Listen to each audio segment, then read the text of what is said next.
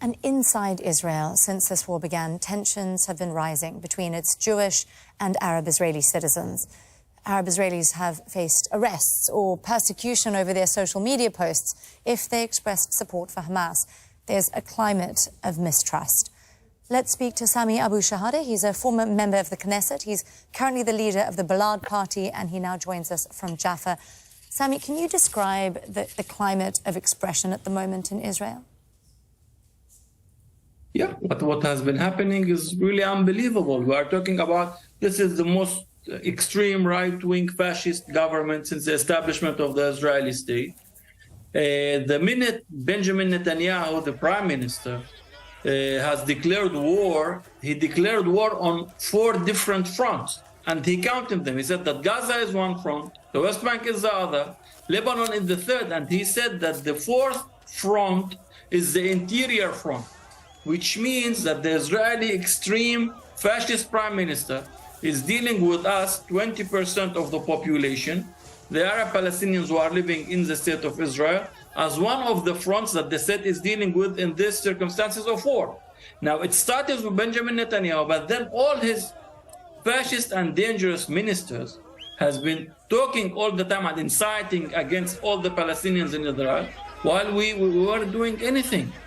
Now, the state is killing our people in Gaza. We are prevented from anyhow of all means of speech to talk against the war. We are not allowed to have demonstrations. We are not allowed to do any, and we tried to do an Arab-Jewish activity in Haifa in a small hall to talk against the war. We were prevented by the Israeli police. What's happening here is unbelievable.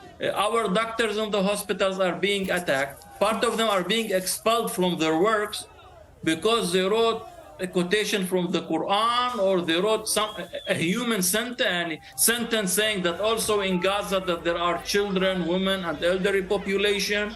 Teachers are being expelled from their schools for having a human say about what's happening now. There's a catastrophe happening, and for our people, we are not allowed to raise any voice against the war. Imagine such a society. I think this is the most sick society I know about in the world, Sami, the Israeli society. It's not just Arab Israelis, right, though? Consensus on destruction. It's also Israelis who've spoken out against Israeli policy in Gaza, by my understanding. I was looking at some of the incidents. There have been arrests, banned protests, students kicked out of universities, as you say, people fired from their jobs, including, I believe, the head of a cardiac unit at a major hospital. Let me ask you then, how systematic is it, what we're seeing right now, and not just against Arab Israelis, but also Israelis who are being critical of government policy?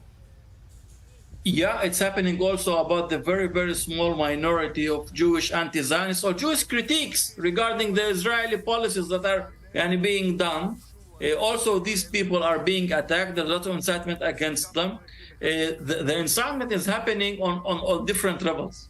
What's making it mostly dangerous is all the official speakers, government members, Knesset members, and the Israeli media, which is all of them are being the spokesmen and women of the Israeli army to justify all the war crimes that are happening, and they are continuing the incitement against them. But it's happening also on, unfortunately, this fascist popular level, that imagine that your colleagues in the university are spying after your social media. They don't read Arabic, they don't know anything in Arabic. So any word in Arabic you put on your social media, for them it's danger.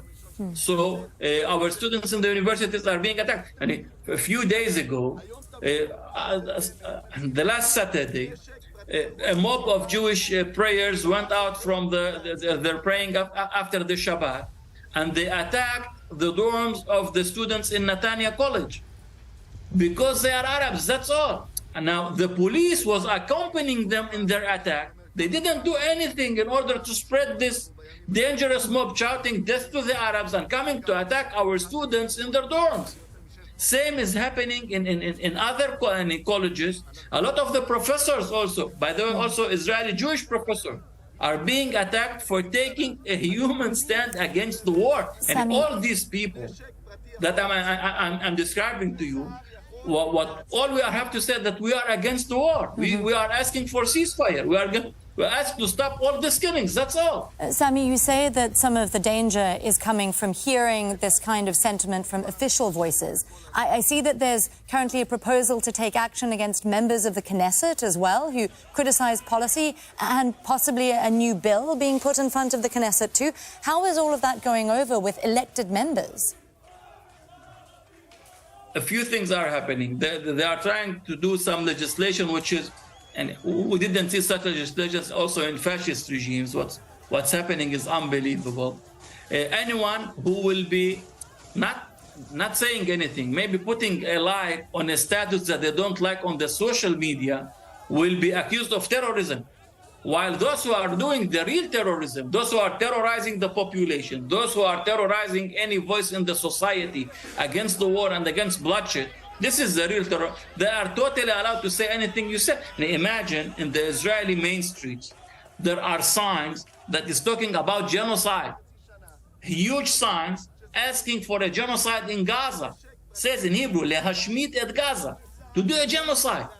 Or that the victory picture is Gaza without residents.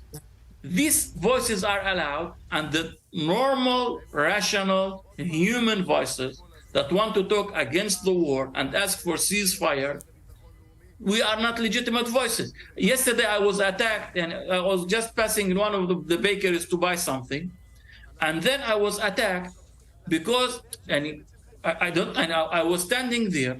They didn't want to see an Arab figure in the place, in the bakery, and they started attacking me, the different people, and I had to leave the place. And a lot of the Arab Palestinian citizens, we are citizens of the Israeli state. We are 20% of the population.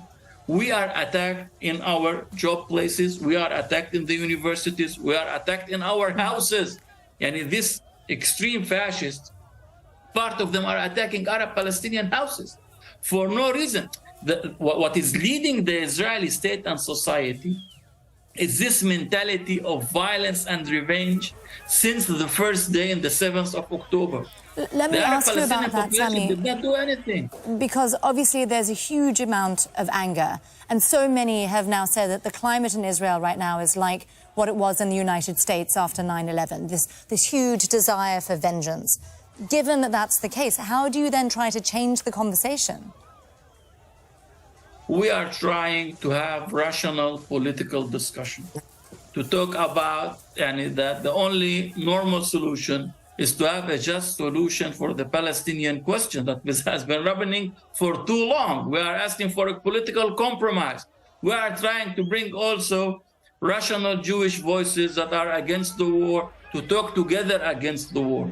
We are trying, but we are prevented from any serious public activity that can bring us, that can bring our voices to the rest of the population. The Israeli police is chasing us, preventing us from demonstrating, from talking, from writing anything on the social media, including people are being investigated. This is unbelievable.